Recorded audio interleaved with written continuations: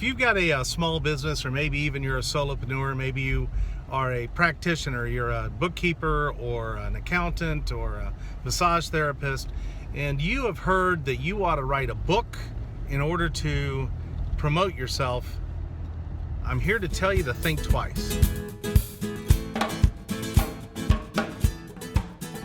So you've decided to write that book about how you're an expert in your field, and you think that that'll be the thing that'll break through and help you break the ice and stand out from your competitors. Well, it can, and I'm not saying that writing a book is a bad idea. I'm just saying that you might want to think about exactly what you're trying to accomplish by writing the book. And here's the reason why.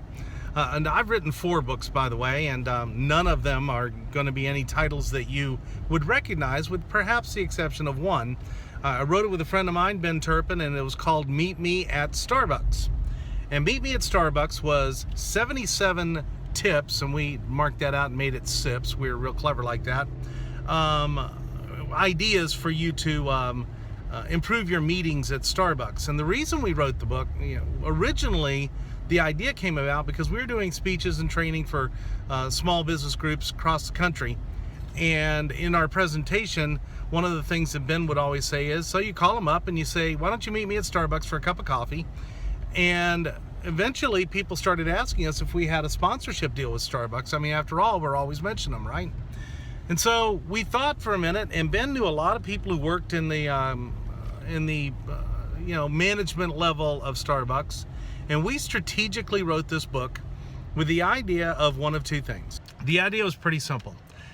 We're going to write this book, and we're going to call it Meet Me at Starbucks. We're going to make the cover look a little bit like the Starbucks logo.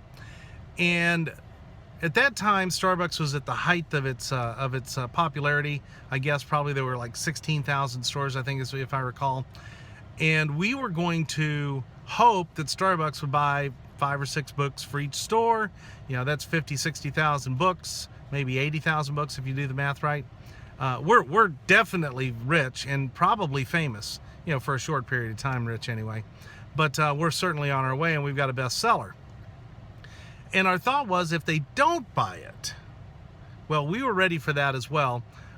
We had written a very, very clever press release that we were ready to release because we figured if they don't buy it, they're going to tell us that we can't publish that book. You better leave it, you can't use our name, you can't use that look like our logo. We'll get a cease and desist letter, and there's some reasons why we thought we would get that. We had gotten one from Malcolm Gladwell's attorney when we had mentioned that we were using the idea of one of his books. But anyway, going back to the story about Starbucks. So we thought that we'd probably get a cease and desist letter from them, and if we did, we were going to release a press release, and the title of the press release was Mega Coffee House Wants to Grind the Little Guy. So we thought we had everything covered. Mega Coffee House wants to grind the little guy. If we don't get their attention, or if they decide that they don't want us to use the Starbucks name, and of course, if they do buy it and put it in 16,000 stores, well, we're well on our way to being rich and famous. So this was our approach. We wrote the book. We printed 500 copies at our expense. We gave them to everybody we could think of tied to Starbucks.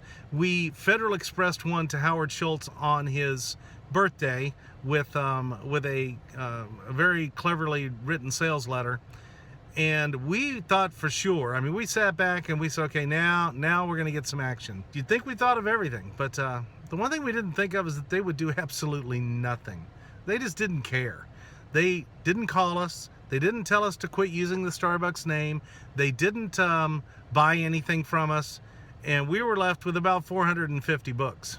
And we eventually sold them, and we eventually moved on, and we still have the book in print, and it's still available on Amazon even, if it's something you're interested in. But it was a really good lesson that writing a book is a good exercise, but you better have a real plan for how you're going to publish that book and how you're going to distribute that book.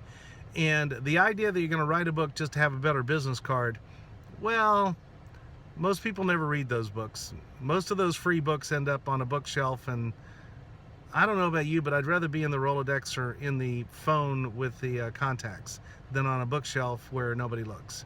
So my thoughts on a book, you certainly can make a book work, but you might want to think twice about it and be really clear on what you're trying to accomplish with the book.